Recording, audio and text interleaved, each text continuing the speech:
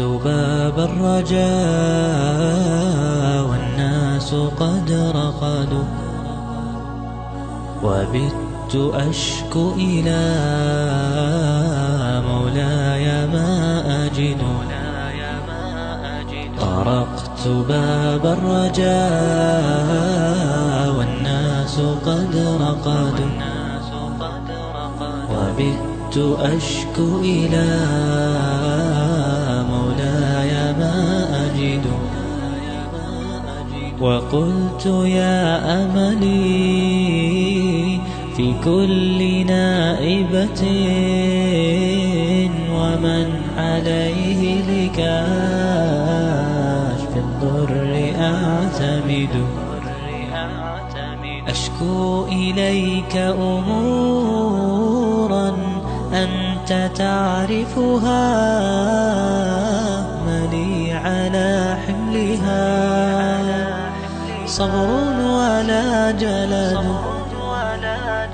أشكو إليك أمورا أنت تعرفها ملي على حملها صبر ولا جلد وقد مددت يدي بالذل واقفة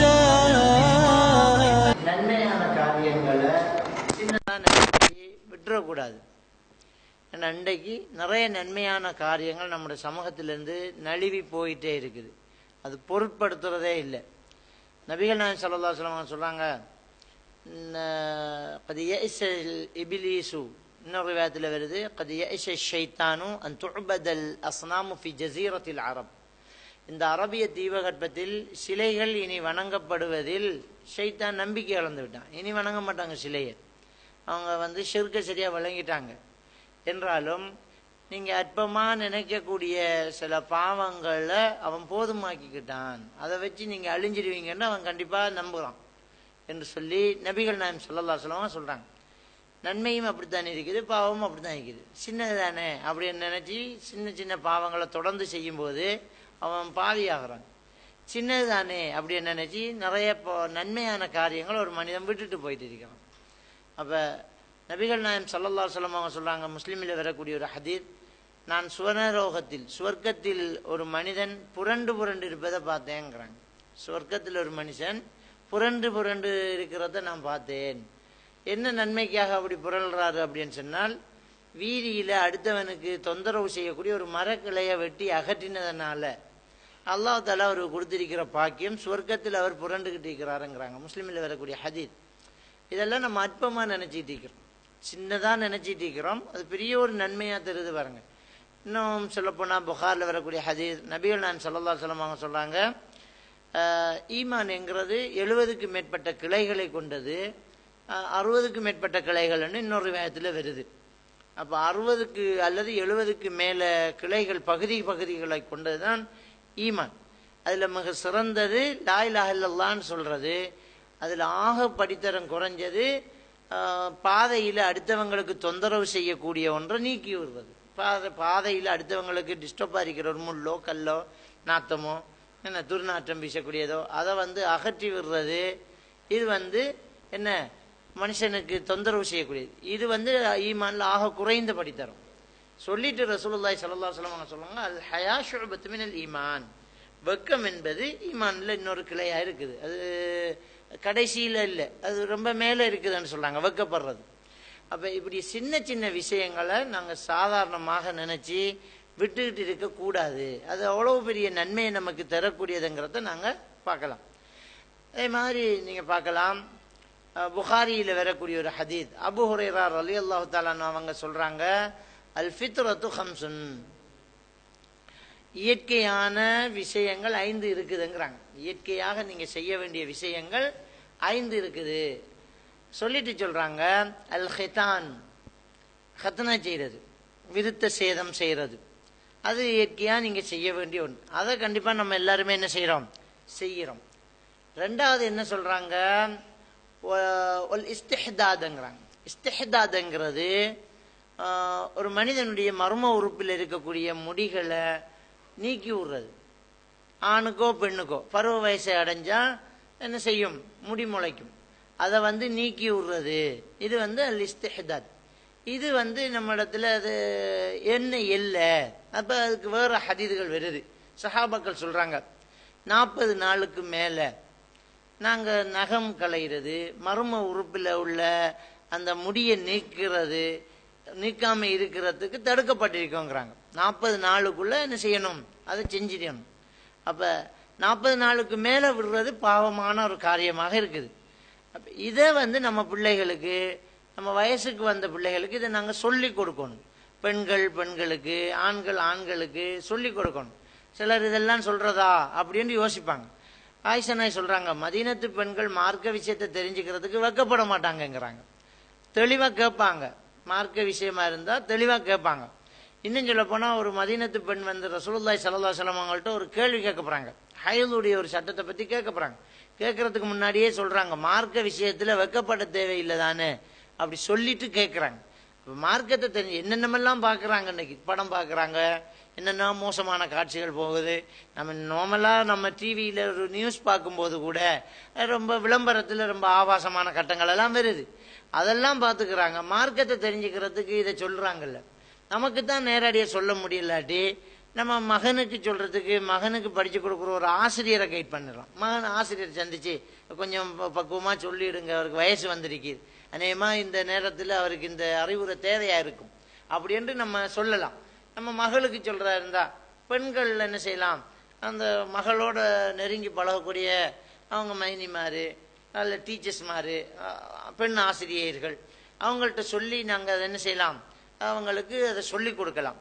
அது மட்டும் இல்லாம அவங்களுக்கு அந்த வசதியை நாங்கள் ஏற்பாடு செய்து கொடுக்கணும். நீங்க இப்படி செஞ்சுக்கங்க, இப்போ மர்ம உறுப்பில் 40 நாளுக்குள்ள நீங்க அந்த முடியை நீக்குங்க என்று சொல்லிட்டு நம்ம ஒரு ஏற்பாடும் செய்யாம விட்டுட்டா அவன் உங்கள்கிட்ட காசு கேட்க போறான். 50 ரூபா காசு தாங்கம்மா, எதுக்கு காசுன்னு கேட்டா அவன் என்ன சொல்ல, அவனுக்கு சொல்றதுக்கு வெக்கமா இருக்கும். அப்ப அதை வாங்கி நம்ம வீட்டுல வைக்கணும். அவன் எடுக்கிற மாதிரி நம்ம பிள்ளைகள், பெண் பிள்ளைகள் ஆண் பிள்ளைகள் எடுக்கிற மாதிரி நம்ம வைக்கணும். அப்ப இதெல்லாம் நம்ம ஒரு குடும்பத்துல கவனிக்கணும். ஒரு இஸ்லாமிய வீடாக இருந்தால் எல்லாம் தான் செய்யணும். நம்ம கை துடைக்கிறதுக்கு நப்கின் வாங்குறோம், அதே மாதிரி கையை கழுவுறதுக்கு ஹேண்ட் வாஷ் வாங்குறோம், எல்லாம் முடிய வாங்கி வைக்கிறோம். தலைக்கு போற எண்ணெய் வாங்கி வைக்கிறோம். ஏன் இதை வாங்கி வைக்க முடியாது? அப்ப இப்படியான ஏற்பாடுகளை எல்லாம் செய்து வைக்கணும். அப்ப இது இயற்கையான விஷயங்கள். அடுத்தது என்ன, அக்குள் முடிய புடுங்கிறது அப்படிங்கிறாங்க, பிடுங்கி எடுக்கிறது. அக்குள் முடிய பிச்சு ஆரம்பத்திலிருந்தே பருவ வயசை அடைகிறது, முளைக்கும் போதே அக்குள் முடிய கையால பிச்சு புடுங்கி எடுத்தால் அது இலகுவாயிடும். நம்ம அப்படி செய்யாம விட்டுட்டோன்னு சொன்னா வலிக்கும். அப்ப பிடுங்கிறது தான் ஹதீதுல வருது. முடியலாட்டி என்ன செய்யலாம், அதை நீக்கி விடலாம், அக்குள் முடிய நீக்கிறது. அடுத்தது தக்லீமுல் அல்ஃபார், நகங்களைகிறது. நகங்களைகிறத பொறுத்த வரைக்கும் இன்றைக்கு நகத்தை வளர்க்கிறதே ஒரு நாகரிகமா போச்சு. குறிப்பாக பெண் பிள்ளைகள். இந்த பெண் பிள்ளைகள் நகத்தை வளர்த்து அதுக்கு கலர் போட்டு அதுக்கு என்ன செய்யறாங்க, பொய் நகங்கள் ஒட்டுறது, இப்படி எல்லாம் செய்யக்கூடிய ஒரு காரியத்தை நாங்க பாக்குறோம். பெயிண்ட் பூசி விட்டா உது எப்படி சேரும், நகத்துக்குள்ள பொலிஷ் பண்றாங்க. இந்த பொலிஷ் பண்ணோன்னு அதுக்கு இருக்கிற அதே நகத்தை தான் கொஞ்சம் கலரா காட்டுது. ஆனா அந்த பொலிசி தண்ணி படாம தடுக்க போகுது.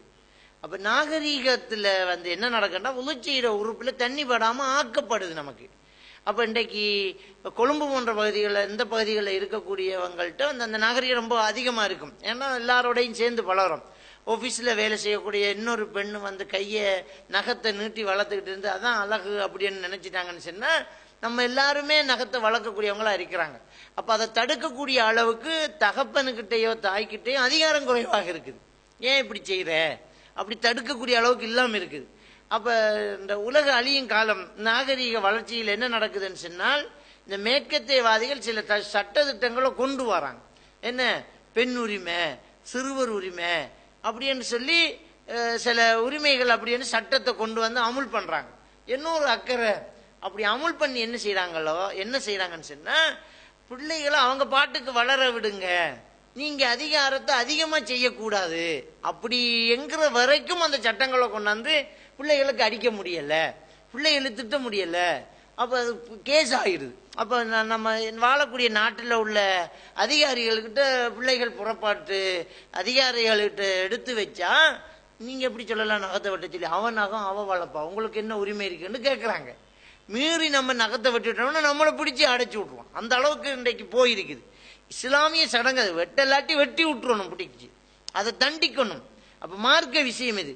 அப்போ இந்த நாகரீகம் என்ற பேரில் சிறுவர் துஷ்பிரயோகம், சிறுவர் உரிமை, பெண்கள் உரிமை என்ற பேரில் என்ன நடக்குதுன்னு சொன்னால் அவங்க பாட்டுக்கு வளர்ந்தா தான் அனாச்சாரம் பெருகும்.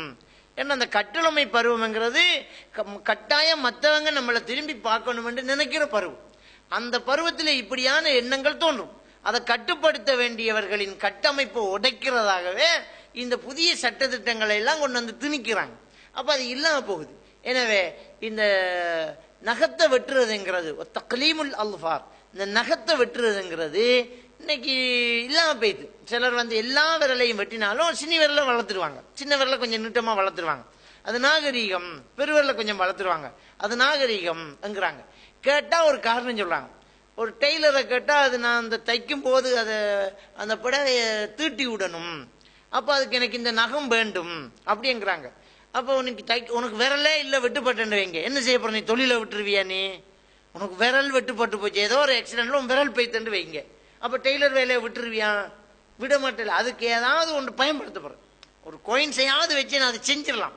அல்லாஹ் பயந்து தான் மார்க்கம், இந்த மார்க்கத்தில் உள்ளதை செஞ்சு அதுக்குள்ளதான் என்னுடைய தொழிலை செய்யணும் என்று நினைச்சா நகத்தை வெட்டிக்கிட்டே உன்னை சுரண்ட முடியும். நகத்தை வெட்டினவங்களும் சுரண்டுறாங்க. இன்னும் சொல்ல போனா நகத்தை நீளமா வளர்த்து சுரண்டுறதுக்கு அழுத்தம் கூட கொடுக்க முடியாது. நகத்தை கட்டையா வெட்டிக்கிட்டா தான் அதுக்கு நிறைய அழுத்தம் கொடுத்து அதை அந்த வேலையை சரியா செய்யலாம். அப்ப இது ஒரு சாட்டு சொல்றாங்க, ஒரு சாட்டு போக்கு. அப்ப இது நாகரிகத்தில் வருது. ஆண்களும் நகத்தை வளர்க்குறாங்க, பெண்களும் நகத்தை வளர்க்குறாங்க. இது தடுக்கப்பட்ட ஒன்று. இது நமக்கு தெரியாம கைவிட்டுக்கிட்டு இருக்கிறோம் நம்ம. அடுத்தது என்ன, மீசையை கத்தரிக்கணும். வளரும் போது மீசையை கத்தரிக்கணும், தாடியை வைங்க, மீசையை கத்தரிங்கிறாங்க. அப்ப மீசையை கத்தரிக்கணும். சிலர் வலிக்கிறாங்க, மீசையை வலிக்க சொல்லல, கத்தரிக்க சொல்றாங்க. அப்ப ரசூலுல்லாஹி ஸல்லல்லாஹு அலைஹி வஸல்லம் அவங்க சொன்ன இந்த 5 விஷயத்தை பாருங்க.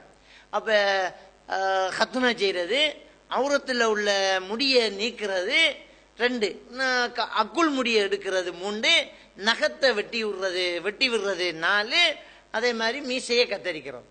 அப்ப மீசை நகத்தை வெட்டுறது, அக்குள் முடியை இருக்கிறது, அதே மாதிரியாக அவுரத்தில் உள்ள முடியை எடுக்கிறது எல்லாம் மேக்சிமம் எல்லாம் கொடுக்குறாங்க. 40 நாளைக்கு மேல அதை வெட்டாம இருக்கிறத தடுத்தாங்க சஹாபாக்கள் சொல்றாங்க. எனவே இந்த விஷயத்துல நாங்க ரொம்ப கவனமாக இருக்கணும்.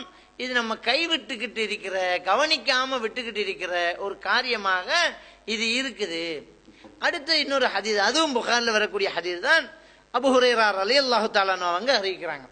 என்ன சொல்றாங்க, ஹக்குல் முஸ்லிமி அலல் முஸ்லிமி ஹம்சுன், ஒரு முஸ்லிம் இன்னொரு முஸ்லிமுக்கு செய்ய வேண்டிய கடமைகள், உரிமைகள் 5 இருக்குதுங்கிறாங்க. 5 விஷயங்கள் இருக்கிறது. அதே மாதிரி புகார்ல 7 வருது, 2 கூட வருகிறது.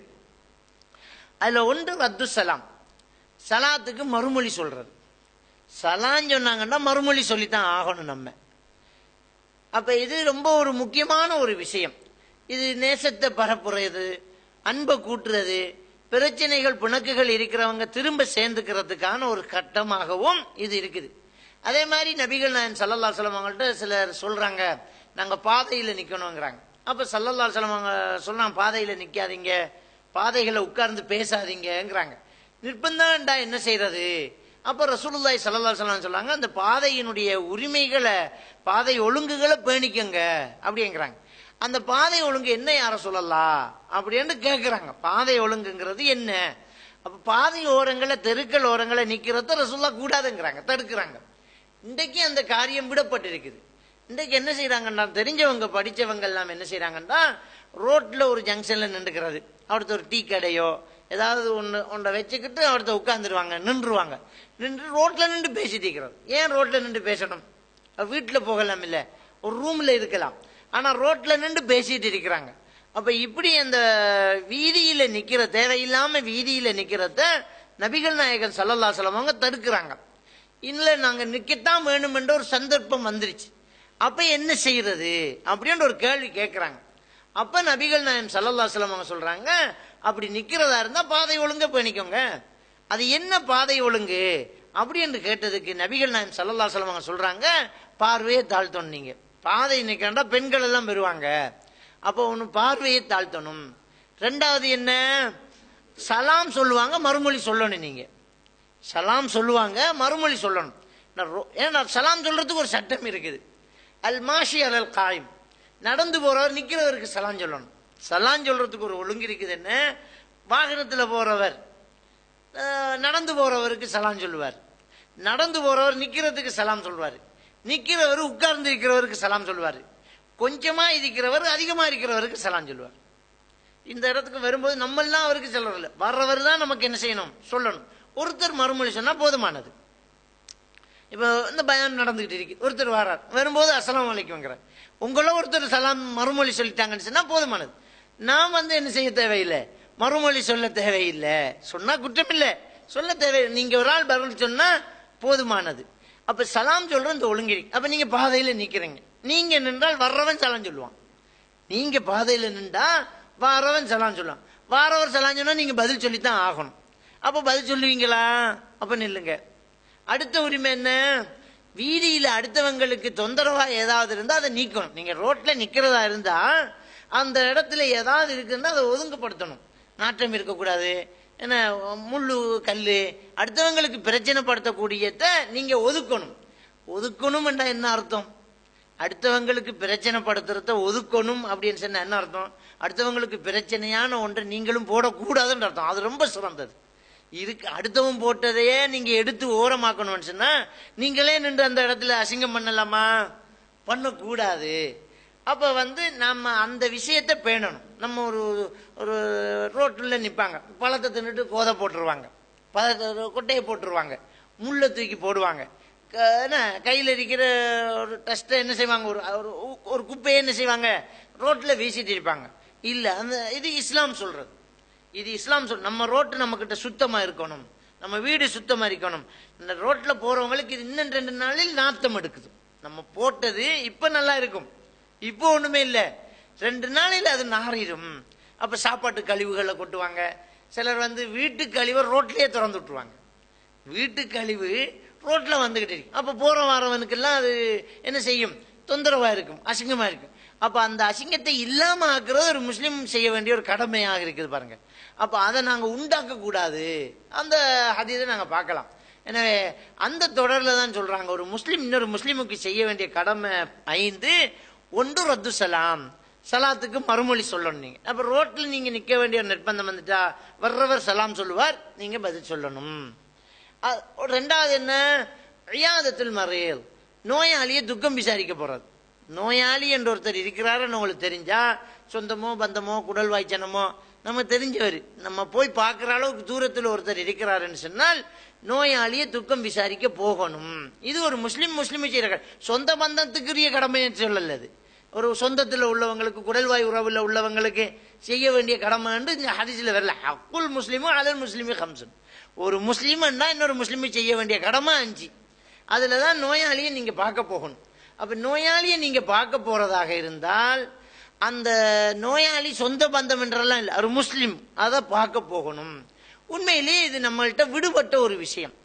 சிலர் நோய்வாய்ப்பட்டு இருப்பாங்க, கடைசியில திரும்ப வருவாங்க, இன்னும் கொஞ்ச நாள காணல, உங்களுக்கு தெரியாதா 3 மாசமா பெட்லயே படுத்துட்டேனே நான், கேள்விப்படலையாம்பாங்க.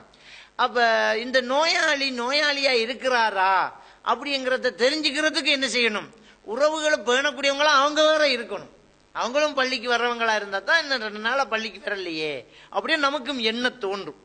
அப்ப மக்கள் சந்திக்கக்கூடிய ஒரு மார்க்க விஷயத்துல, ஜும்மாவில், ஃபர்லு தொழுகையில, இப்படியான இடங்கள் அவங்க சந்திச்சு சலாம் சொல்லக்கூடிய, கண்டுகிட்டே போகாம சலாம் சொல்லி சுகம் விசாரிக்கக்கூடியவங்களா இருந்தா தான் நோயாளியா இருக்கிறாங்கிறது தெரிய வரும். அடுத்தது என்ன, எத்தி வைக்கணும். நம்ம வாப்ப சோமில் அமைக்கிறாங்க, துவா செய்யுங்க, எடுத்து வைக்கிறோம். எடுத்து வச்சா அவருக்கு அந்த சந்தர்ப்பத்தை நம்ம கொடுக்குறோம். நோயாளியை துக்கம் விசாரிக்கிறோம். நோயாளியை துக்கம் விசாரிக்கிற ஒரு நல்ல ஒரு சந்தர்ப்பம். ஏனென்றால் யாரு நோயாளி ஆகுறாரோ அவரு அல்லாஹ்வை நினைச்சு ஈமான் கூட்டிக்கிட்டே இருக்கக்கூடியவரா இருப்பார். மனுஷன் அப்படித்தான் படைக்கப்பட்டிருக்கிறான். ஒரு மனுஷன் காசு பணமும் ஆரோக்கியமும் நல்லா இருக்கும் வரைக்கும் அல்லாஹ் மறந்துடுவான். அதை பாட்டுக்கு போயிட்டு இருப்பாரு. நல்ல ஒரு தொழில் செய்கிறவராக இருந்தா, நல்ல வருமானம் ஈட்டக்கூடியவராக இருந்தா, எப்படி பிசினஸ் இல்லாம நம்ம அப்படித்தானே 10 வருஷம் படிச்சோமே சும்மாவா அப்படின்றார். லொஸ்ட் வந்துட்டா அல்லாஹ் தரல நாடல என்ன செய்யறது, அல்லாஹ் அவ்வளவுதான் நமக்கு எழுதினதுன்றார். அப்போ அல்லாஹ்ன்றார்.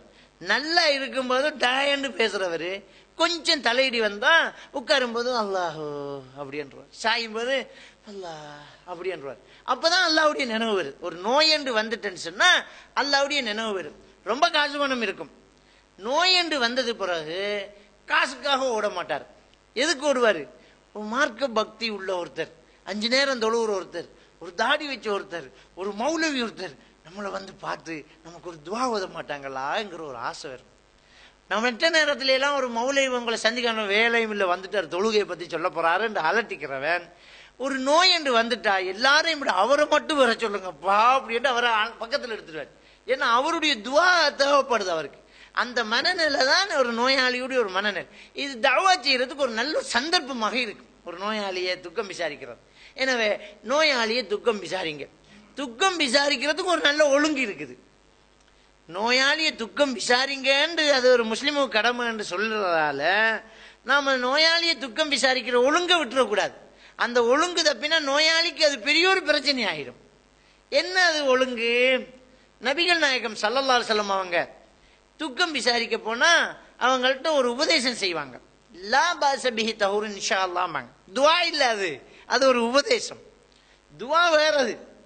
துஆ அல்லாஹும்ம ரப்பனா ஸதிஹி பில் பஸ் வஷ்ஃபி அன்த ஷாஃபி லா ஷிஃபா இல்லா ஷிஃபாஉக ஷிஃபா லா யுகாதிர் ஸகமா அப்படி என்று துஆ சொல்லி கொடுத்திருக்காங்க. அஸ்அலுல்லாஹ் அல் அலீம் ரப்ப அர்ஸில் அலீம் ஐயஷ்ஃபீக என்று துஆ ஓதிருக்கிறாங்க. இப்படி நிறைய துஆக்கள் இருக்குது. இது மட்டும் துஆ இல்ல, உபதேசம். அவங்கள்ட்ட போய் ஆறுதல் சொல்றது, அதான் ஆறுதல் சொல்றாங்க. என்ன ஆறுதல்? லா பாஸ பிஹி தஹூர் இன்ஷாஅல்லாஹ், சரியாயிடும் அல்லாஹ் நாடினா எல்லாம் குணமடைஞ்சிடும், பயப்படாதீங்க, மனசுக்கு ஒரு ஒத்தனம் கொடுக்கிறது. இதுதான் என்ன? ஒரு நோயாளியை துக்கம் விசாரிக்கிறது. எந்த அளவுக்குன்னு சொன்னா முஸ்லிம் கிரந்தத்தில் பதிவா இருக்கிற ஹதீஸ், நபிகள் நாயகம் ஸல்லல்லாஹு அலைஹி வஸல்லம் ஒரு சஹாபியை போய் துக்கம் விசாரிக்கிறாங்க. நோயாளியா இருக்கிறார். போய் சொல்றாங்க, அல்லாஹ் அவங்களோட வருத்தத்தை அல்லாஹ் நாடிட்டான்னு சொன்னா சுகமாக்கிறான், லா பாஸ பிஹி தஹூர் இன்ஷாஅல்லாஹ் என்று சொல்றாங்க. அதுக்கு அந்த சஹாபி சொல்ற, என்ன யார சொல்லா, இது சுகமாகிற நோயா, இது எனக்கு கடைசி வருத்தம், நான் மௌத்தாயிருவேன் இதுல என்று சொல்றாரு. அவருக்கே புரியுது நம்ம மௌத்தாயிருவோம். ரசூலுல்லாஹ்வுக்கு புரியாம இருக்குமா? அவர் பொய்யும் சொல்லல, அல்லாஹ் நாடினா சுகம் கிடைக்குமா இல்லையா? அப்ப மனசுக்கு ஒரு ஆறுதல். மௌத்தாகிற நோயில இருக்கிறவர்கிட்ட கூட போய் அல்லாஹ் லேசாக்கிறான், அல்லாஹ் நாடினால் இதெல்லாம் சரியாயிடும், பயப்படாதீங்க என்று சொல்லி ஒரு ஆறுதல் கொடுக்குறாங்க. அவரே திருப்பி சொல்றாங்க, என்ன யாருல்லா இதெல்லாம் சுகமாகிறது நோயில், நான் பெய்திருவேன் சொன்னதுக்கு பிறகு புரிஞ்சுக்கிட்டா சரிங்கிறாங்க ரசூலுல்லாஹ். சரி, அப்படியே முஸ்லிமில் வரக்கூடிய ஹதீஸ். அப்ப நம்ம ஒரு ஆறுதல் கொடுக்கணும். இப்ப நம்ம ஸ்டைல் என்ன? நோயாளியை போய் பயங்காட்டி போட்டு வர்றது, நோயாளியை போய் டிஸ்டர்ப் பண்ணிட்டு இருக்கிறோம். ஒரு நோயாளியை தூங்க விடணும், ஒரு நோயாளியை நிம்மதியா விடணும், ஒரு நோயாளிக்கு ஆறுதல் சொல்லணும். இதான் ஒரு முக்கியமான ஒரு விஷயம். இப்ப என்ன நடக்குதுன்னு சொன்னா, நோயாளியை பார்க்க போற நேரம் அவர் தூங்கிட்டாருன்னு வைங்க, நம்ம வந்ததை காட்டித்தான் ஆகணும், இல்லாட்டி ஃபேமிலியில பெரிய ப்ராப்ளம், நானா வரலன்னு வந்துடும். அவர் ஹாஸ்பிட்டல்ல ஓட்டல இருப்பார், 12 மணிலேருந்து 1 மணி வரைக்கும் தான் பார்க்க விடுவான். அதுக்குள்ள நம்ம எடுத்து பிடிச்சி போறோம், கடமைக்காக விடுறோம், வேற அல்லாவுக்காக இல்ல, ஓடுறாங்க. நானும் வந்தேன்னு அந்த பதட்டத்தை காட்டணுமா, என்ன நானா எப்படின்னு சொல்லணும். போற நேரம் அந்த ஆள் தூங்கிட்டு இருக்காரு, நம்ம வந்தது தெரியாது போனது தெரியாது, கடைசியில் வரலன்னு நினைச்சிருவான். அப்ப அவருடைய வருத்தம், அவர் கஷ்டத்தில் இருக்கிறாரு, அவர் நிம்மதியா தூங்குறாரு, அதெல்லாம் கணக்கே இல்லை. எழுப்பேன் நானா, எழும்புங்க, என்ன செய்யுது அப்படின்னு தேவையா உனக்கு? நிம்மதியா தூங்கிக்கிட்டு ஒருத்தனை எழுப்பி விட்டுட்டு வரான். அவன் அப்பதான் அந்த தூக்கத்துல இருக்கிற பெயின் எல்லாம் மறந்து கொஞ்சம் ரிலாக்ஸ் ஆயிருப்பான். எழுப்பி விட்டதுனால திரும்ப அந்த பெயின் அவனுக்கு விளங்கது. இதை திரும்ப தூங்க வைக்கிறது அவன் படாத பாடுபடணும். நம்ம சௌகரியங்களுக்காக அவரை அசௌகரியமாக்குற ஒரு நிலைமை வந்துடக்கூடாது. நம்ம சௌகரியத்துக்கு ஒரு நோயாளி அசௌகரியமாக்கலாமா? அப்படியும் ஆகக்கூடாது.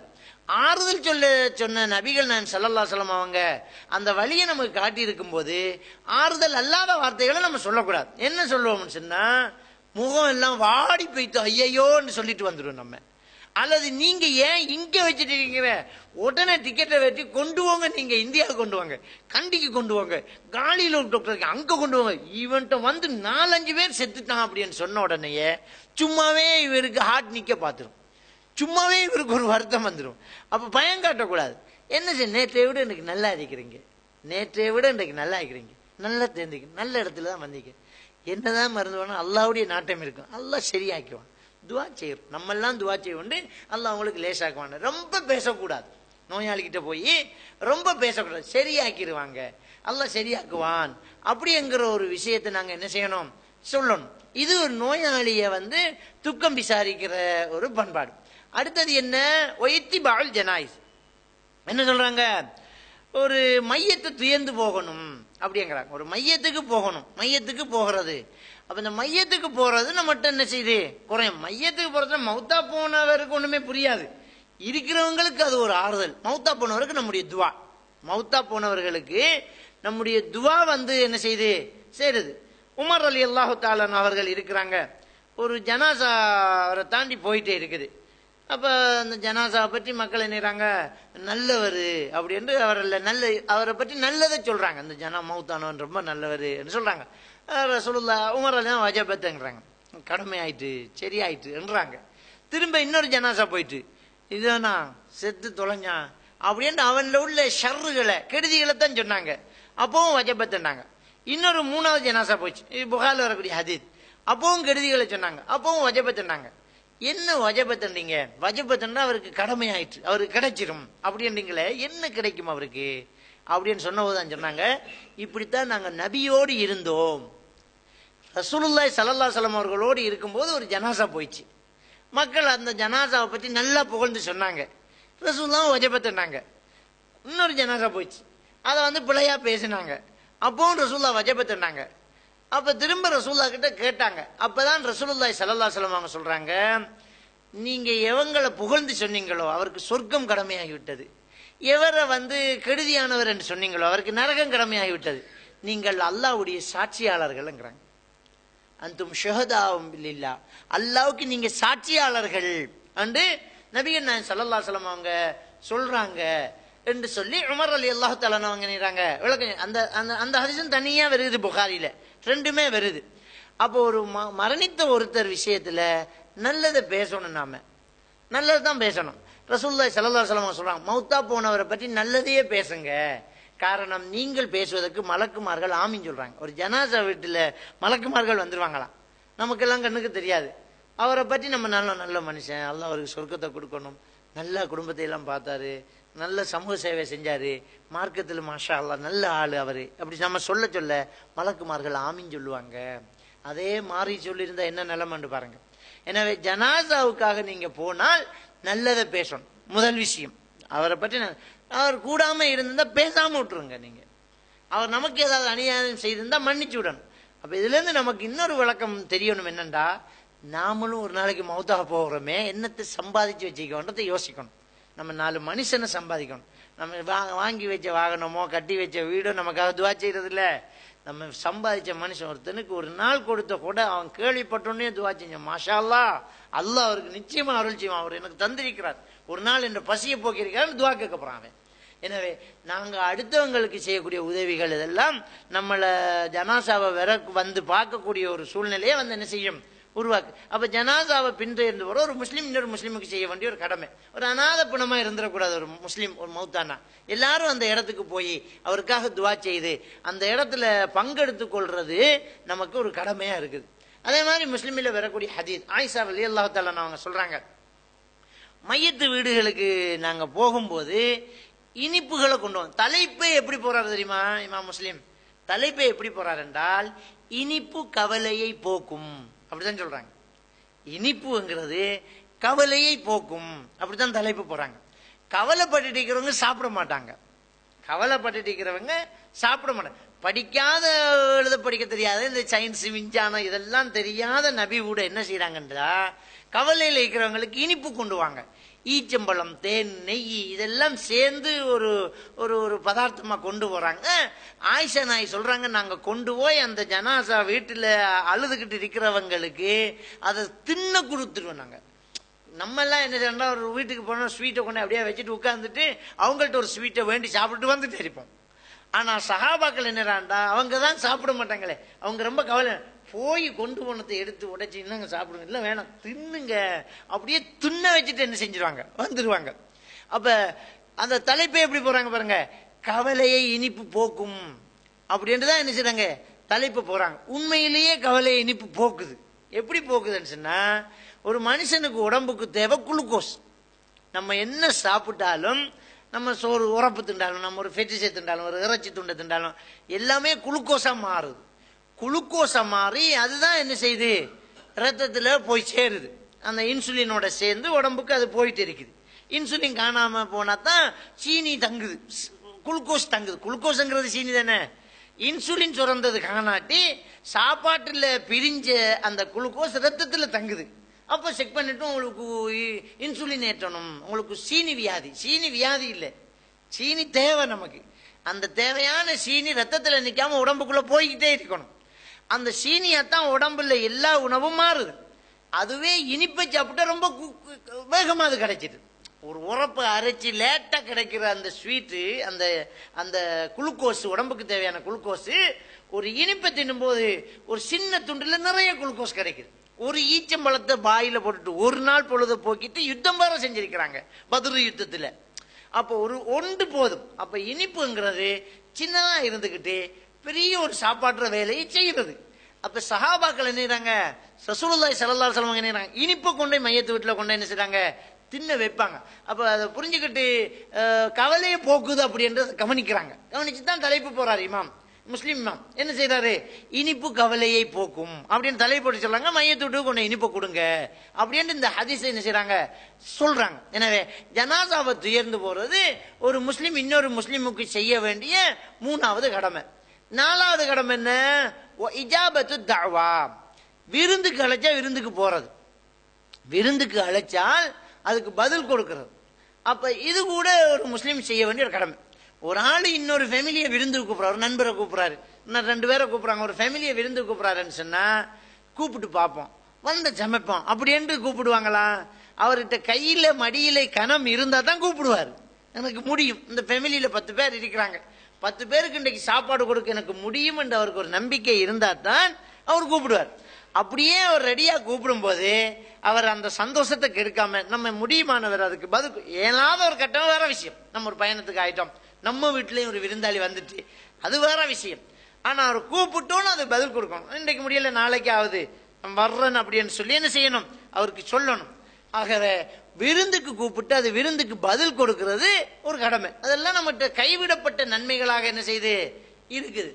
அதுவும் என்ன, எப்படி அந்த விருந்துக்கு எப்படி நடைமுறையில் இருக்குது அப்படின்னு சொன்னால், போறவங்களுக்கும் சில கடமைகள் இருக்குது. ஒரு விருந்துக்கு கூப்பிட்டா நம்ம எப்படி அந்த விருந்துக்கு போகணும் அப்படி என்று ஒன்று இருக்குது. என்னது, நபிகள் நாயகம் ஸல்லல்லாஹு அலைஹி வஸல்லம் அவர்கள் ஒரு நபித்தோழர் விருந்துக்கு கூப்பிட்டாரு.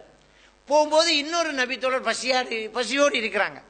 அவரையும் நபிகள் நாயகம் ஸல்லல்லாஹு அலைஹி வஸல்லம் அவங்க கூட்டிட்டு போய் வீட்டுக்குள்ள நுழையிறதுக்கு முன்னால் அனுமதி கேட்கிறாங்க. என்னோட ஒருத்தர் வந்திருக்கிறாரு, அவரையும் அழைச்சிட்டு வரலாமா என்று கேட்கிறாங்க. அப்போ உங்கள்ட்ட இருக்கிற சாப்பாடு 10 போதுமா அப்படின்னு தெரிஞ்சுக்கணும். தெரிஞ்சுக்கிட்டு தான் அவரை நிர்பந்தத்துக்குள்ளாக்கிடக்கூடாது. ஒரு விருந்தாளி என்ன செய்யக்கூடாது, நிர்பந்தத்துக்குள்ளாக்கி விடக்கூடாது. அப்ப நம்ம என்ன செய்யணும், கொண்டு வரட்டுமா, இன்னொரு ஆள் இருக்கிறார் கூட்டிட்டு வரலாமா, இல்லாட்டி நான் என்ன கூப்பிடுறீங்க, இன்னைக்கு வீட்டில் வேற இன்னும் 2 பேர் தங்குறாங்க, மொத்தம் 7ஆ பேய்த்திரும், பரவாயில்லையா அப்படின்னு கேட்கணும். இல்லாட்டி இன்னொரு நாளை பார்த்துக்கலாம் என்று சொல்லணும். அப்ப கேட்டுட்டு போகணும். அப்ப அந்த விருந்தாளிக்கு திடீரென்று ஒரு 4 பேரை கூப்பிட்ட உடனே 8 பேர் போய் இறங்கினா அவர் ரொம்ப கஷ்டப்பட்டுருவாங்க. அப்ப அதை நம்ம முன்கூட்டியே கேட்டு போக வேண்டியது ஒரு கடமை. இதுல என்ன பெரிய விருந்துகள் இருக்குது. சில பெரிய விருந்துகள் என்ன செய்வாங்கன்னு சொன்னா, நம்ம விருந்துக்கு போறோம், நம்மளை விருந்துக்கு கூப்பிட்டாங்க, போயிட்டு நல்லா இருக்குது சாப்பாடு, ஒரு பார்சல் கட்டித்தாங்களே அப்படின்னு கேட்டுருவாங்க. கேட்டா இல்லைங்க முடியாத ஒரு நிலைமைக்கு அவர் ஆளாயிருவார். அப்படி ஆளாயி உங்களுக்கு ஒரு பார்சல் தந்தா இன்னும் 4 பேர் அங்க ஒரு 1000 ஒரு 100 பேர் 200 பேர் காண்றாங்க. ஒரு ஆள் பேக்கில் எடுத்தோன்னே நமக்கு ஒன்று போடுங்களேன் என்றுவார். பெரிய ஒரு பிரச்சனைக்குள்ள ஆயிரும் அது. அப்ப அப்படி இல்லாம நம்ம போனா நம்ம சாப்பிட்டுட்டு வரணும், நம்மளை கூப்பிட்டோன்னா நம்ம மட்டும்தான் போகணுமே தவிர திடீரென்று என்ன செய்யக்கூடாது, போய் நின்றக்கூடாது. இது ஒரு முக்கியமான ஒரு விஷயம். இது விருந்து சம்பந்தப்பட்ட ஒன்று. அந்த விருந்திலேயும் நம்ம இன்றைக்கு சில தவறான விருந்துகள் நடந்துகிட்டு இருக்கிறதையும் நாங்கள் காணலாம். தவறான விருந்துகள் என்று சொன்னால், உதாரணத்துக்கு பெண் தரப்புல ஒலிமா கொடுப்பாங்க. கல்யாணம் பண்ணி வந்துட்டா மாப்பிள்ளை தான் என்ன செய்யணும், ஒலிமா கொடுப்பார். அவர் தான் என்ன செய்வார், ஒரு விருந்து கொடுப்பார். பெண் தரப்புல ஒரு விருந்து கொடுப்பாங்க. அது ஒரு புதிய ஒரு பழக்கமாகி ஒரு பெண் தரப்புல ஒலிமா கொடுக்கறது, சாப்பாடு கொடுக்கறது ஒரு பழக்கத்துக்கு வந்துச்சு. பழக்கத்துக்கு வந்தோடனே அது கூடாது சொன்னோடனே முட்டையா கேள்வி கேட்பாங்க. போன் போட்டு, மௌலவி நாங்க ஒரு கேள்வி கேட்கணும், கேட்கலாமா? கேளுங்க. விருந்து கொடுக்குற ஹராமாலா? இதுதான் கேள்வி. விருந்து கொடுக்குற ஹராமாலான்னுட்டா என்ன சொல்லுவோம் நம்ம? ஹலாலமோ? கடைசியில் சொல்லுவாங்க இந்த மௌலிட்ட நம்ம கேட்டோம், அவர் ஹலால்ன்னுட்டாருமாங்க. கேள்வியை சரியா கேட்கணும். முட்டையா ஒருத்தர்கிட்ட போய் குர்ஆன் ஓதுறது ஹலாலா ஹராமான்னு கேட்டால் என்ன சொல்லுவாரு? அந்த குர்ஆன் எவ்வளவு நன்மையான விஷயமாங்க. ருக்குல குர்ஆன் ஓதுறது ஹராம், ரசூலுல்லாஹ் தடுத்திக்கிறாங்க. சுஜூதுலையும் ருக்குலையும் குர்ஆன் ஓதுறது ஹராம். தனியே பார்த்தா குர்ஆன் ஓதுறது ஹலால் தான். விருந்துங்கிறது ஹலால் தான். கல்யாணம் என்று வரும்போது செலவு ஆணுக்கு தான் இருக்கணும். ஆம்பளை தான் ஒரு வலிமா கொடுப்பார். அது ஆட்கள் அதிகமா இருக்கிறாங்க, அவர்கிட்ட வசதி குறைய, அவர் ஒரு 50 சகனு தான் அவருக்கு முடியும். நம்மளும் ஒரு 50 சகனம் சேர்த்து கொடுத்தா என்ன தப்பா அப்படின்னு கேட்கிறாங்க. தப்பு கிடையாது. 50 சகன் கொடுக்க முடியுமானவர் 50 சகனுக்கு ஆளை கூப்பிடுறது தான் கடமை. அவ்வளவு பேர் குடும்பத்தில் இருக்கிறாங்கன்னு சொன்னா அவ்வளவு பேரையும் கொடுக்கறதுக்கு யாருக்கு முடியும்? இயலாத நேரம் எல்லாருக்கும் கொடுக்கணும்ன்ற ஒரு நிர்பந்தமே கிடையாது. ஒரு குழந்தை பிறந்தா அக்கீக்கா கொடுக்கணும் தான். அக்கீக்கா கொடுக்கறதுக்கு வசதியே இல்லாத ஒருத்தர்கிட்ட போய் அதை நிர்பந்திக்கலாமா? நிர்பந்திக்க இயலாது. ஆனா இப்ப அப்படி எல்லாம் சொல்லவும் முடியாது. ஒருத்தர் என்கிட்ட போன் பண்றாரு. போன் பண்ணி முதல்ல அக்கீக்கா கொடுக்கறது எப்படி? 7வது கொடுக்கணும், கொடுக்கத்தான் வேணுமா? கட்டாயம் கொடுக்கணும். வசதி இல்லாட்டி என்ன செய்யற? நீங்க பேசிட்டு இருக்கிற போன் எவ்வளவு? 20,000. ஆடு வேண்டலாம், தாராளமா ஆடு வேண்டலாம். நம்ம ஓடிட்டு இருக்கிற பைக்கு 70,000, தாராளமா ஆடு வேண்டலாம். அப்ப காசை பொருளாக்கி வச்சுக்கிட்டு காசு இல்லைங்கிறோம் நம்ம. அப்படி இல்லை. மார்க்கத்தில் உள்ள கடமையை செய்யறதுக்கு இந்த பொருள் தடையா இருக்கக்கூடாது, அதை செய்யணும் நம்ம. அப்ப அதெல்லாம் ஒரு சாட்டு, அதை செஞ்சுக்கிட்டு போகலாம். ஆக விருந்துங்கிறது நிர்பந்திக்கப்பட்டு ஒரு சடங்கு இல்லாத ஒன்று. கல்யாணங்கிறதுல ஒரு ஆம்பளை தான் விருந்து கொடுக்கணும். ஒரு பொம்பளைக்கு அந்த சடங்கை கொண்டாந்து அந்த பழக்கத்தை நம்ம பழக்கமாக்கி விட்டோன்னு எல்லாரும் அதுல நிர்பந்திக்கப்படுவாங்க. எல்லாரும் வளமை அப்படி செய்வாங்க, பெண் தரப்புலையும் ஒரு சாப்பாடு போடுவாங்க, நம்மளும் செய்யணுமே என்று ஒரு சமூகத்துக்கு நாம் ஒரு சுமையை கொடுத்துக்கிட்டு இருக்கிறோம். அப்படி செய்யக்கூடாது.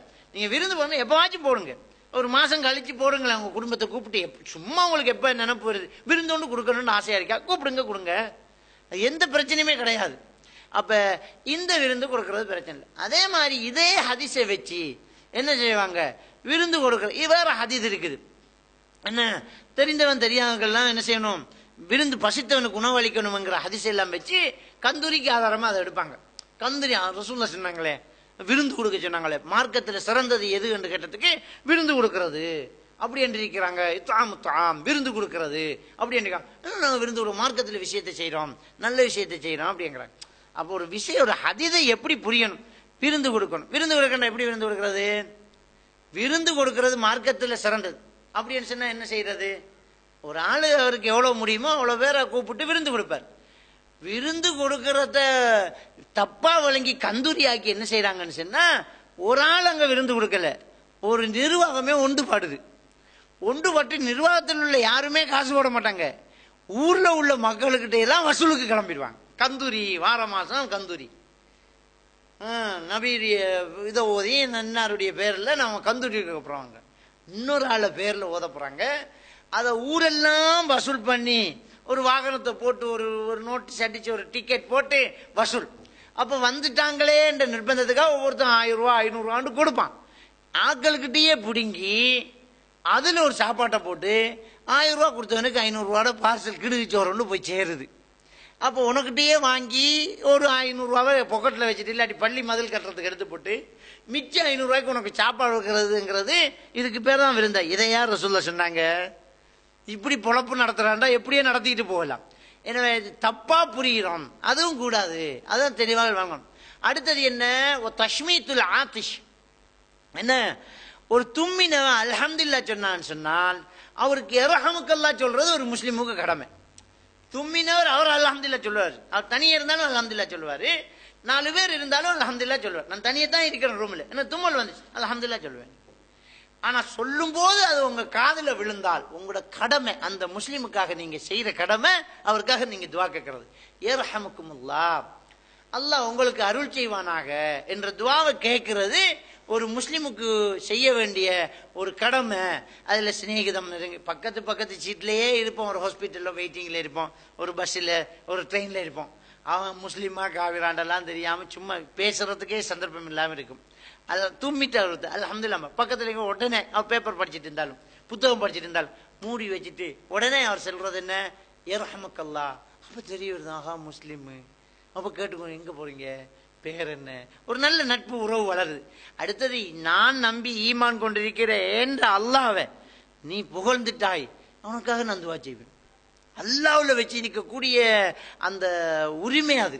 நம்மளை படைச்ச அல்லாஹ்வை இவனும் நம்புறான், நம்மளை படைச்ச அல்லாஹ்வுக்கு இவன் அல்ஹம்துலில்லாஹ் எல்லா புகழும் சொல்லிட்டான். அவனை நான் வாழ்த்தாம விட மாட்டேன், அல்லாஹ் உனக்கு அருள் செய்வனாக. திரும்ப அவருக்காக நம்ம துஆ செய்யணும். எனவே இது ஒரு முஸ்லிம் இன்னொரு முஸ்லிமுக்கு செய்ய வேண்டிய ஒரு கடமை. இதெல்லாம் நம்ம சமூகத்தில் நழுவி செல்லக்கூடிய நற்செயல்களில் உள்ளதுதான் அப்படிங்கிறத நாங்கள் புரிஞ்சுக்கணும். அதே மாதிரி புகாரியில் வரக்கூடிய ஒரு ஹதீஸ், இப்னு உமர் ரலியல்லாஹு தஆலா அவங்க அறிவிக்கிறாங்க, நஹன் நபி ஸல்லல்லாஹு அலைஹி வஸல்லம் யுகீம الرجل اخاه من مقعده ويجلس فيه. ரசூலுல்லாஹி ஸல்லல்லாஹு அலைஹி வஸல்லம் அவங்க ஒரு மனிதன் இன்னொருத்தரை அவர் இருக்கிற இடத்துல விட்டு எழுப்பி விட்டுட்டு அந்த இடத்துல உட்காரத்தை ரசூலுல்லாஹி ஸல்லல்லாஹு அலைஹி வஸல்லம் அவங்க வெறுக்கிறாங்க. ஒரு நாள் சபைக்கு வராங்க, வளமையா ஒருத்தர் சுவரில் சாஞ்சிட்டு ஒரு ஃபேனை பிடிச்சிட்டு உட்கார்ந்துட்டு இருப்பார். அந்த இடத்துல வந்து எழுமுங்க, இது நம்ம இடம் அப்படின்ட்டு இருக்கிறத ரசூலுல்லாஹ் வெறுக்கிறாங்க. ஒரு பொது இடம். சில நேரம் ஜும்மாக்கள் என்ன செய்வாங்கன்னு சொன்னா, சிலர் குறிப்பா ஒரு இடத்த ஒதுக்கிடுவாங்க. அவர் பிந்தினா கூட அந்த இடத்துல யாரும் இருக்க மாட்டாங்க, அந்த ஆள் வந்தா விட மாட்டான் அப்படின்ட்டு. அந்த ஹதீஸை அறிவிக்கக்கூடியவர் நாஃபிங்கிறவர், அவர் என்ன சொல்றாங்கன்னு சொன்னா, அல் ஜும்ஆ, ஜும்மா நாள்ல பள்ளியில தான் இது அப்படின்னு சொல்றாங்க. ஒல் ஜும்ஆ வ கைரஹா, இங்க நாடினது ஜும்மா அல்லது ஜும்மா அல்லாத வேறத்தையும் நாடி இருக்கலாம் அப்படிங்கிறாங்க. இது அறிவிப்பாளருடைய சந்தேகம். எப்படியாக இருந்தாலும் ஒருத்தர் இருக்கிற இடத்துல இருந்து அவரை எழுப்பி விட்டுட்டு அந்த இடத்துல நாங்க இருக்கிறது பிழையான ஒரு விஷயம் அப்படிங்கிறத நாங்க பார்க்கலாம். அதே மாதிரி அபுதாவுது தயாலிசியில, முஸ்னது தயாலிசியில வரக்கூடிய ஒரு ஹதீஸ், நபிகள் நாயகம் ஸல்லல்லாஹு அலைஹி வஸல்லம் சொல்றாங்க, மன் அஹப்ப அய்யம்சுல லஹு ரிஜாலு கியாமன் ஃபல்யதபவ்வ மக்அதஹு மினன் நார். நமக்காக இன்னொருத்தன் எழும்பி நிக்கணும் என்று யாராவது எதிர்பார்த்தால் அவர் இடத்தை நரகத்தில் எடுத்துக்கொள்ளட்டும் என்றாங்க.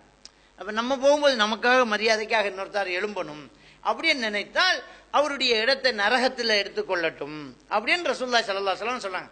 அப்போ ஒருத்தரை எழுப்பி விட்டு போட்டும் இருக்கக்கூடாது, நமக்காக மற்றவங்க எழும்பணும் என்றும் நாங்கள் என்ன செய்யக்கூடாது, எதிர்பார்க்கவும் கூடாது.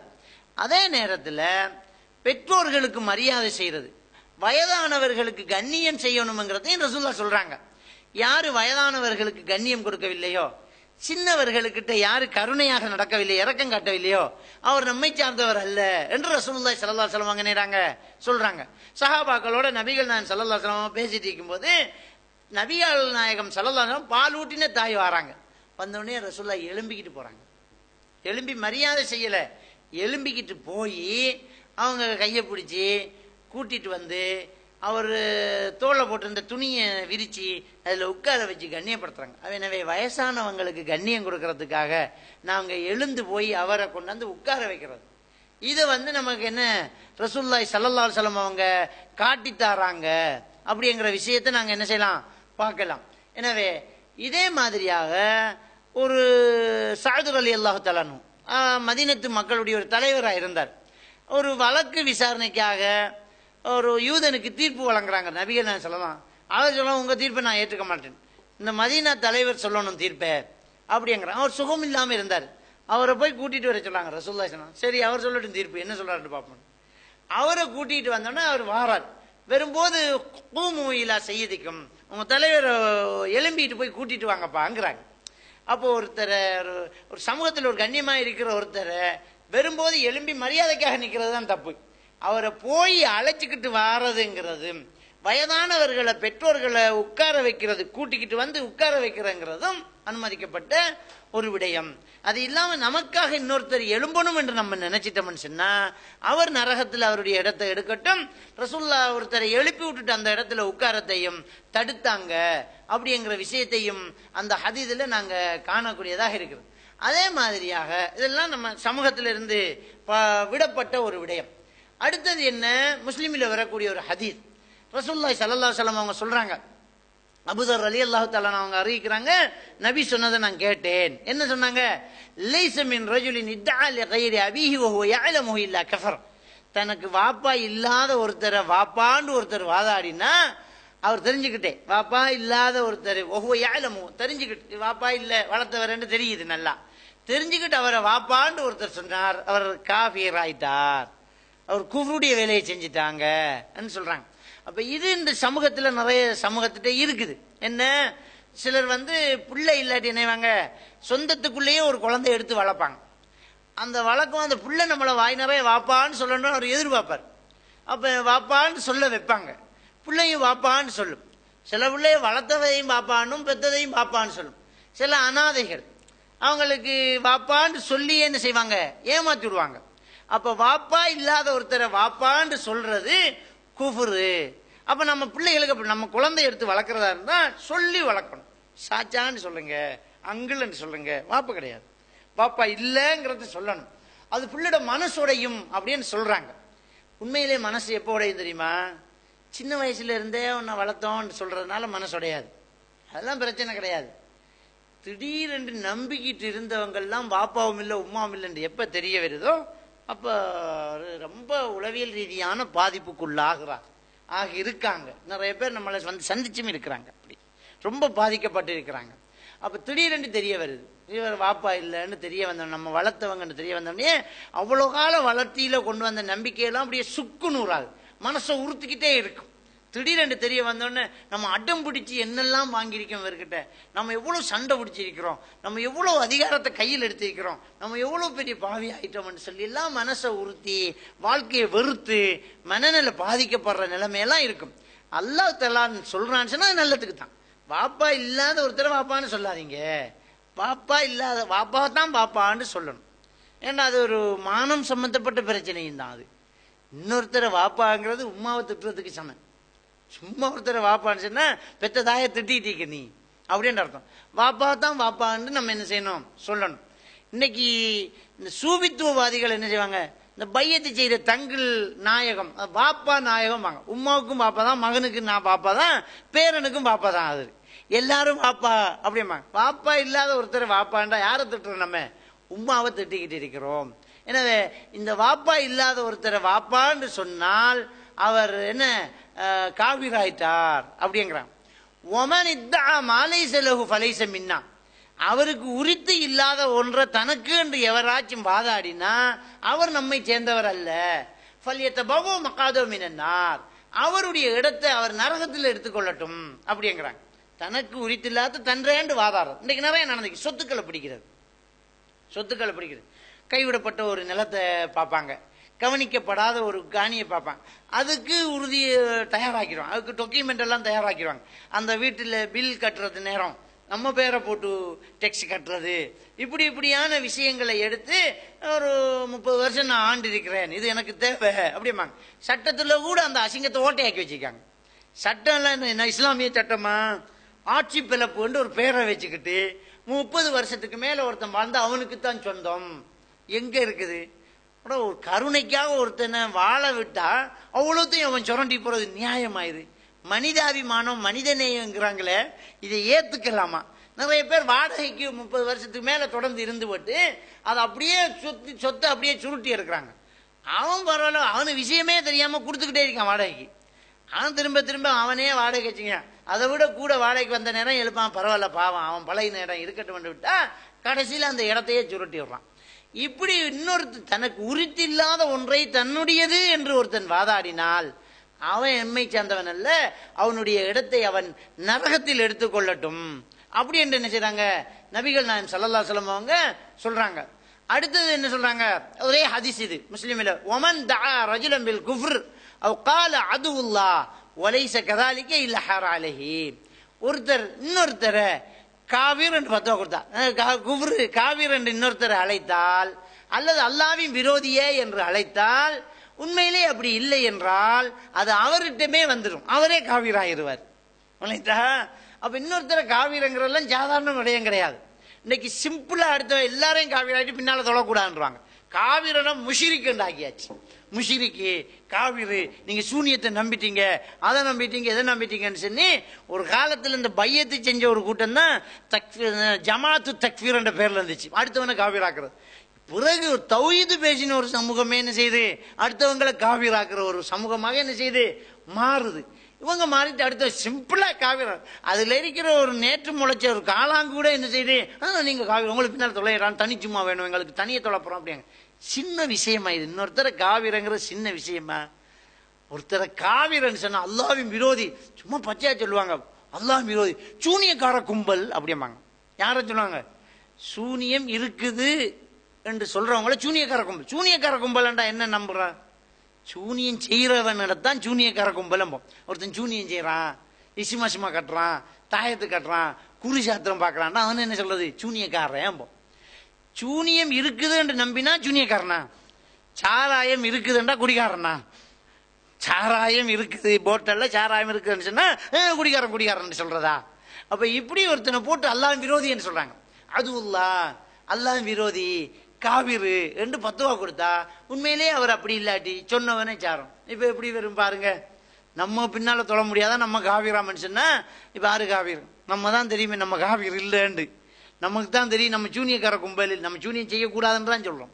சூனியம் செய்யக்கூடாதுன்றா சூனியமே இல்லைன்னு சொல்லணுமா? சூனியம் இருந்தா தான் செய்யக்கூடாதுன்னு சொல்லலாம். சூனியம் 7 பெரும்பாவத்துல உண்டு. எனவே இப்படியாக இன்னொருத்தரை காவிராகிறது இதெல்லாம் சாதாரண விஷயம் இல்லை. கோபத்தில் சொல்லும் போது திட்டுப்பட்டோம், காவிரா நீ அல்லாஹ்வோட விரோதிடான்னு சொல்றான். அப்படி சொல்லக்கூடாது. அது கோபத்தில் வரக்கூடிய வார்த்தையா இருந்தாலும் அது பெரிய ஒரு பாவமான ஒரு காரியமாக இருக்கும். அதையும் நம்ம என்ன சொல்லக்கூடாது, சொல்லக்கூடாது. எனவே இப்படியான இந்த விஷயங்கள் எல்லாம் என்ன செய்து ஒரு விடப்பட்ட ஒரு அமலாகவே நம்மகிட்ட என்ன செய்து வந்துகிட்டு இருக்கிறத நாங்க பார்க்கலாம். அதே மாதிரி அபுதாவுதுல வரக்கூடிய ஒரு ஹதீஸ், ஹுதைபா ரலியல்லாஹு தஆலா அவங்க அறிவிக்கக்கூடிய ஒரு ஹதீஸ், மன் தஃபல துஜாஹல் கிபிலா ஜா யௌமல் கியாமா தஃலஹு பைன ஐனைஹி. யாராவது கிபிலாவை முன்னோக்கி துப்பிட்டாங்கன்னு சொன்னா நாளை மறுமையில வருவாங்க, அவங்க காரி உமிழ்ந்தது அவங்க 2 கண்ணுக்கு மத்தியில இருந்த நிலைமையில வருவாங்க அப்படிங்கிறாங்க. அப்ப துப்புறது கூட ஒரு மார்க்க நல்ல ஒரு முறையை சொல்லுது. நம்ம அதை கைவிட்டுறோம். அப்ப சின்னதா நினைக்கிறோம். நம்ம சும்மா எப்ப துப்ப தோணுதோ எந்த பக்கம் ஜன்னல் இருக்கோ அந்த பக்கம் துப்பிக்கிட்டே இருக்கிறோம். நம்ம எப்ப துப்ப தோணுதோ பைக் எந்த பக்கம் ஓட்டிட்டு இருக்கோம் அந்த பக்கமா துப்பிக்கிட்டே இருக்கிறோம். நம்ம அப்ப அது கூடாது.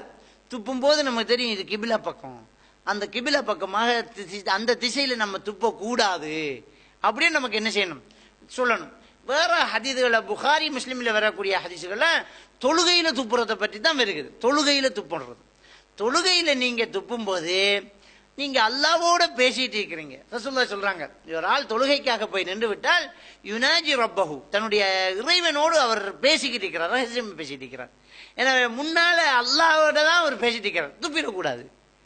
அதே மாதிரி வலது பக்கம் மலக்குமார்கள் நிற்பாங்க, வலது பக்கம் துப்பிடக்கூடாது என்கிறாங்க. அப்ப எப்படி துப்பணும்? இடது பக்கம் துப்பணும். இடது பக்கம் எப்ப துப்பலாம்? தனியை தொழும் போது வந்தா தான் இடது பக்கம் துப்பலாம். ஏனென்றால் சஃப்ல நின்றா உங்களுடைய இடது இன்னொருத்தனுக்கு வலதுங்கிறாங்க ரசூலுல்லாஹ். நமக்கு இடது இன்னொருத்தருக்கு வலது. எனவே இடது பக்கம் சஃப்ல நிற்கும் போது துப்ப கூடாது. அப்ப உமிழ் நீர் வந்துட்டு துப்பணும் என்ற ஒரு நிலைமை வந்தால் நபிகள் நாயகம் ஸல்லல்லாஹு அலைஹி வஸல்லம் துணியில துப்பிக்குவாங்க. மண் தரையா தான் அப்ப பள்ளிவாசல்கள் இருக்கும். குனிஞ்சு காலுக்கு கீழே துப்பிட்டு காலால மூடி விடுவாங்க, மண்ணால மூடி விடுவாங்க. என்கிட்ட அப்ப நப்கின் ஒன்றை வச்சுக்கிறது, பொக்கெட்ல துப்புவாங்க, புறம் அதை கழுவி விடுவாங்க. அது துப்பணும் என்று வந்துட்டேன்னு சொன்னா சளியை வச்சுட்டு தொட முடியாது இல்லை. அப்ப சளி பிரச்சனை நமக்கு இருக்குதுன்னு சொன்னா அதை துப்பி எடுக்கிற மாதிரி நம்ம ஒரு துணியை எடுத்துக்கிட்டோம்னு சொன்னால் அது ஒரு நல்ல கலாச்சாரமா இருக்கும். தொழுதிக்கிற மாதிரி அப்படி கிபிலா பக்கமா துப்பக்கூடாது. அது புகாரியில வரக்கூடிய ஒரு ஹதீஸாகவும் இருக்குது. எனவே உமிழ்நீரை நாங்க எப்படி துப்பி விடுறது அப்படிங்கிறது கூட என்ன செய்யப்படுது, நமக்கு சொல்லப்பட்ட ஒரு விடயமாக இருக்குது. அடுத்து இன்னொரு ஹதீஸை நான் பார்த்து முடிச்சுக்குவோம். இப்னு உமர் ரலியல்லாஹு தஆலா அன்ஹு அவங்க சொல்றாங்க, என்ன சொல்றாங்கன்னு சொன்னால், நபிகள் நாயகம் ஸல்லல்லாஹு அலைஹி வஸல்லம் அவர்கள் ஒரு பாதையால போயிட்டு இருக்கும்போது ஒரு நபித்தோழர் இன்னொரு நபித்தோழருக்கு, புகாரி முஸ்லிமில் வரக்கூடிய ஹதீஸ், இன்னொரு நபித்தோழருக்கு வெக்கப்படாதே என்று புத்திமதி சொல்லிட்டு இருக்கிறார். இது நபிகள் நாயகம் ஸல்லல்லாஹு அலைஹி காதுல விழுந்துட்டு திரும்ப வாராங்க. போனவர் திரும்ப வந்து சொல்றாங்க, அப்படி சொல்லாதீங்க, விடுங்க, வெக்கப்படட்டும். வெக்கம் என்பது ஈமானின் ஒரு பகுதி அப்படின்னு நினைக்கிறாங்க, சொல்றாங்க. இன்னொரு ஹதீஸ்ல வருது புகாரில, அல் ஹயா லா யாத்தி இல்லா பி கைர், வெக்கம்ங்கிறது நல்லதுதான் கொண்டு வர போகுது, கெட்டதை கொண்டு வராது என்ன சொல்றாங்க. அதே மாதிரி முஸ்லிமில வரக்கூடிய ஹதீஸ், அல் ஹயா குல்லுஹு கைர், வெக்கம் வேண்டாம் எல்லாமே நல்லதுதான்ப்பா, அப்படி சொல்லாதீங்க தடுக்காதீங்க அப்படி என்ன செய்யறாங்க சொல்றாங்க.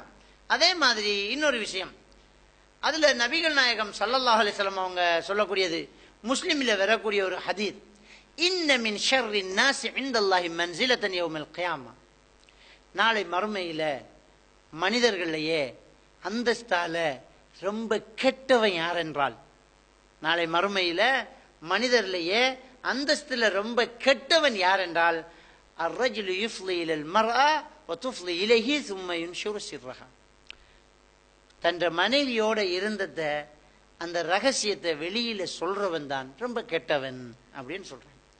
மனைவியோட இப்படி இருந்தோம் அப்படி இருந்தோம், தாம்பத்திய உறவுல ஈடுபட்டிருப்பாங்க, நான் அப்படி செஞ்சேன் இப்படி செஞ்சேன் ஃப்ரெண்ட்ஸ் கிட்ட சொல்லி விட்டுருவாங்க, இவன் தான் ஆக கெட்டவன். ரசூலுல்லாஹ் அப்பவே ஒரு போடு போட்டு வச்சிருக்கிறாங்க. இந்த காலத்துக்கு அது ரொம்ப பொருந்தது. எப்படி பொருந்தா, இப்ப அந்த ரகசியத்தை சொல்றது இல்லை, படமா போட்டு காட்டுறான், படமா போட்டு காட்டுறான். மனைவியோட கல்யாண வெட்டிங்லயே கிஸ் பண்றத போட்டோ எடுத்து போட்டு வீடியோ எடுத்து போட்டு வெட்டிங் சீடியிலே ஓடுது. இது ஒரு ரகசியம், இது ஒரு மனைவியோட அவன் இருக்கிறது, இது 4 பேருக்கு முன்னால செய்யறது இல்லை. அப்போ ஒரு கட்டி பிடிக்கிறது, சில நேரம் என்ன செய்வாங்கன்னு சொன்னா போட்டோ எடுத்துக்குவாங்க, போன்ல போட்டோ எடுப்பாங்க, மனைவியை கட்டி பிடிச்சிட்டு சோல் இல்லாம தலையை திறந்துட்டு, அல்லது ரொம்ப மோசமான ஒரு பகுதியே என்ன செய்வாங்க பார்த்துப்பட்டு அழிச்சு விட்டுருவாங்க. இவங்க அழிச்சாலும் ரகசியத்தை வெளியாக்கிட்டாங்க. ஏன்னா இன்னைக்குள்ள சிஸ்டம் என்ன, நீங்க என்ன மெமோரி சிப்பை பாவிச்சாலும், பென் டிரைவை பாய்ச்சாலும், கமராவை பாவிச்சாலும், போனை பாவிச்சாலும், அதுல நீங்க என்னத்தை எடுத்து எப்படி அழிச்சாலும் இப்போ உள்ள சாஃப்ட்வேர்களை வச்சு அது உற்பத்தி செய்ததுல இருந்து இதுவரைக்கும் உள்ள அத்தனையுமே ரிப்பீட் எடுக்கலாமா, அதை திரும்ப எடுக்கலாம். அதுக்கே ஒரு சமூகம் அலைஞ்சுக்கிட்டு இருக்குது. சிலருடைய தொழிலே என்ன தெரியுமா, பாவிச்ச போன், பாவிச்ச கமரா, பாவிச்ச பென்ட்ரைவ், பாவிச்ச மெமோரி சிப்பை வாங்குறது தான் தொழிலே. எதுக்கு? அது பாவிச்சவன் வசதிக்காரனா இருந்திருக்கலாம், அவனை பிளாக்மெயில் பண்ணலாம். ஏன்னா அந்த சாஃப்ட்வேரை ரீகவர் சாஃப்ட்வேரை போட்டு பெரிய ஹார்ட் டிஸ்க் எடுக்கிறது, ஒரு 1000 GB ஹார்ட் டிஸ்கை வச்சுட்டாங்கன்னு சொன்னா ஒரு 1 GB அழிச்சு அழிச்சு அழிச்சு 500 GB இருக்கலாம், அது பிரச்சனை இல்லை. அவ்வளோ ரீகவர் பண்ணும். 1 GB பிடிச்சி கம்ப்யூட்டர்ல இருந்து ஹார்ட் டிஸ்கில் போட்டா அது உற்பத்தி செஞ்சதுல இருந்து இவ்வளவு நாளைக்குள்ள வீடியோக்கள், படங்கள், போட்டோக்கள் எல்லாமே வந்துடும். எல்லாம் எடுத்து அதை தேடுவான், தேடி ஏதாவது அதுல இருந்தா அதை நெட்ல விற்கிறது, அல்லது சம்பந்தப்பட்ட ஆளை தெரிஞ்சு அவர்கிட்ட பிளாக்மெயில் பண்றது, இப்படி இருக்குது. ரகசியத்தை வெளியில வர்றாங்க. அப்ப நம்ம மனைவி தான், நம்ம என்ன தப்பா செஞ்சோம் அப்படின்னு சில பேர் அதை மாட்டிட்டிருக்காங்க. அப்ப நம்ம போட்டோ எடுக்கிறதுங்கிற ரகசியத்தை வெளியில வரும். நம்ம நினைக்கிறோம் நம்ம போனு, நம்ம அதை செய்யறோம், என்ன செய்யறோம், அழிக்கிறோம் நினைக்கிறோம். அது மண்ணுக்கு கிடந்தா கூட என்ன செய்வான், திரும்ப கண்டெடுக்கப்பட்ட உடைஞ்ச ஒரு துண்டுல இருந்து கூட திருப்பி எடுக்கிற அளவுக்கு மனிதனுடைய அறிவு வளர்ச்சி வளர்ந்துகிட்டு இருக்குது. எனவே இது இந்த ஹதீஸ் இந்த காலத்துக்கு ரொம்ப பொருத்தமான ஒரு விடயம். ரகசியத்தை வெளியில சொல்ற கூடாது. இன்னும் சிலருக்கு வந்து 2 கல்யாணம் இருக்கலாம். ஒரு மனைவி கிட்ட இப்படி நடந்தா, அவ இப்படி என்ன கவனிச்சா, இன்னொரு மனைவிட்டையும் சொல்லிடக்கூடாது. எனவே இது இன்னொருத்தருக்கு ரகசியங்களை வெளிப்படுத்த உங்களோட இருக்கணும். இந்த ரகசியத்தை நீங்க வெளிப்படுத்த கூடாது. சஹாபி பெண்கள் அப்படி பாக்குறாங்க. ஒரு சஹாபி பெண் சொல்றாங்க, யார சொல்லலாம், இன்னார கல்யாணம் முடிச்சுட்டேன் நானு, அவர் ஈமான்ல, இஸ்லாத்தில் ஈமான்ல ரொம்ப நல்லா இருக்கிறாரு, அவர் ஈமான்ல எல்லாம் எந்த குறையுமே கிடையாது, ஆனா அவரோட நான் வாழ்ந்துட்டேன்னு சொன்னா நான் குஃப்ர்ல போய் விழுந்துடுவேன்னு எனக்கு பயமா இருக்குது. யார் சொல்லாங்கிறாங்க. குறைய சொல்லலையே, நான் குஃப்ர்ல போய்த்துடுவேனோன்னு பயமா இருக்குது, புரியுற மாதிரி சொல்றாங்க. அப்ப ரசூலுல்லாஹ் என்ன சொல்றாங்க, அப்படி என்றால் நீ அவங்க தந்த மகரை திருப்பி கொடுப்பியான்னு கேட்கறாங்க. இந்த ஹுல்ங்கிறது, அந்த கணவனை தேவை நம்ம டாக்டர் ஃபசகன்னு சொல்லுவாங்க, உண்மையானது ஹுல் தான். ஃபசகங்கிறது தானாக கலந்து போறது. கல்யாணம் முடிச்சது பிறகு தெரிய வருது பால்குடி சகோதரி என்று. கல்யாணம் முடிச்சு கணவன் மனைவியா பிள்ளையெல்லாம் குழந்தைக்கும் போது ஒரு கிளவி வருவா, உங்க 2 பேருக்கும் நான் தாய்ப்பால் தந்திக்கிறேன்னுவா. ஆட்டோமேட்டிக்கா அந்த கல்யாணம் பிரிஞ்சு போகும். அதான் ஃபசக், தானாக பிரிஞ்சு போகும். விருப்பம் இல்லத்தான், என்ன செய்யறது, நம்ம சகோதரங்க நடந்ததுக்கு தௌபா தான் பிரிஞ்சு போகும். அதான் ஃபசக். ஹலுங்கிறது அவங்க வேணான்னு சொல்றது, பெண்ணு வேணான்றது. வேணாண்டா மகரை திருப்பி கொடுக்கணும். மகரை திருப்பி கொடுப்பேன். ஈச்சன் தோட்டத்தை அவர் மகரா கொடுத்திருந்தார், கொடுத்துட்டு வாழ்ந்துட்டாங்க. எனவே ரகசியத்தை பாதுகாக்கிறாங்க. இந்த விஷயத்துல இந்த காலிக்கோடுகள் எல்லாம் நாரி போற விஷயத்தை நாங்க பார்க்கலாம். கடைசி வரைக்கும் ரகசியம் பாதுகாக்கணுங்கிற ஒரு கணவன் மனைவி செய்யக்கூடிய ஒரு ஒப்பந்தம் ரசூலுல்லாஹி ஸல்லல்லாஹு அலைஹி வஸல்லம் அவங்க சொல்லி காட்டுறாங்க. என்ன நிசாய்க்கும் உங்க மனைவிமார்கள் விஷயத்துல நீங்க அல்லாஹ் பயந்து கொள்ளுங்க. பைன்னக்கும் அகத்து முஹுன்னபி அமானத்தில்லா, அல்லாஹ்ட அமானிதமா நீங்க அவங்களை கைபிடிச்சிருக்கிறீங்க. வஸ்தஹலல்தும் ஃபுரூஜஹுன்னபி அமானத்தில்லா, அவங்க கற்பை நீங்க அல்லாஹ்வுடைய அமானமாக கரம் பிடிச்சிருக்கிறீங்க, கையை அவங்களுக்கு ஹலாலாக்கி இருக்கிறீங்க, பயந்து கொள்ளுங்க. கல்யாணம் வந்து பிரிஞ்சு கல்யாணம் முடிச்சு காலிக்கோட்டில் போய் பிரிஞ்சா ஆளுக்கால் எதிரி ஆயிட்டாங்க. ஒன்றும் தெரியாத நீ அப்படி செஞ்சவன் தானே, ஒன்றும் தெரியாத அடி நீ இப்படி எல்லாம் பேசினவ தானே. அவங்க எதை ரகசியமா மானத்தை பாதுகாக்கிறதுக்காக ஆசைப்பட்டு துடிச்சு அதை போய் பப்ளிக்ல சொல்லி விட்டுருவாங்க. இவன் அல்லாஹ் இடத்துல ஆக கெட்டவனா இருப்பானா. ஆக பிரிஞ்சா பிரிஞ்சுட்டு போங்க, உனக்கு வாழ பிடிக்கலையா விட்டுட்டு போ. அது சமூகத்துல அந்த காலிக்கோட்டில் போய் அவன் மானத்தை போட்டு வாங்கி, அவன் மானத்தை அவ போட்டு வாங்கி இல்லாத ஒரு காரணத்தை எல்லாம் சொல்லிடுவாங்க. நீ ஆம்பளையே இல்லை 9டான்றவா, அவன் 9டான்றவா. அப்ப இப்படி எல்லாம் நிறைய பிரச்சனைகள் நடந்துகிட்டு இருக்கிறது எல்லாம் நாங்க காணலாம். எனவே ஒரு மனைவிட்ட இருந்துட்டு அந்த ரகசியத்தை வெளியாக்குறது இது இன்னைக்கு சமூகத்தில் அதோட பாரதூரம் தெரியாது. படைப்பிலேயே ரொம்ப மோசமான ஒரு படைப்பு அந்த படைப்பு அப்படி என்று நபிகள் நாயகம் ஸல்லல்லாஹு அலைஹி வஸல்லம் அவங்க சொல்றாங்க. இது முஸ்லிம் கிரந்தத்துல பதிவா இருக்கக்கூடிய ஒரு ஹதீஸ். எனவே இப்படிப்பட்ட நிறைய விஷயங்கள் நம்மிடத்திலிருந்து நழுவி சென்ற நற்செயல்களாக, நழுவி சென்ற விஷயங்களாக, கவனிக்கப்படாத விஷயங்களாக இருக்குது. இதையெல்லாம் நாங்க தெரிஞ்சுக்கிட்டு விட வேண்டியதை விட்டு எடுக்க வேண்டியதை எடுத்து அல்லாஹ்வுடைய நல்லடியார்களாக நாங்கள் எப்பவுமே வாழணும். அல்லாஹ் நம் அனைவரையும் ஈமானோடு வாழ வைத்து ஈமானோடு மரணிக்க செய்வானாக. வாஹிரு தஅவானா அல்ஹம்துலில்லாஹி ரப்பில் ஆலமீன். சுப்ஹானக்கல்லாஹும்ம பிஹம்திக அஷ்ஹது அல்லா இலாஹா இல்லா அன்த அஸ்தக்ஃபிருக வ அதூபு இலைக்.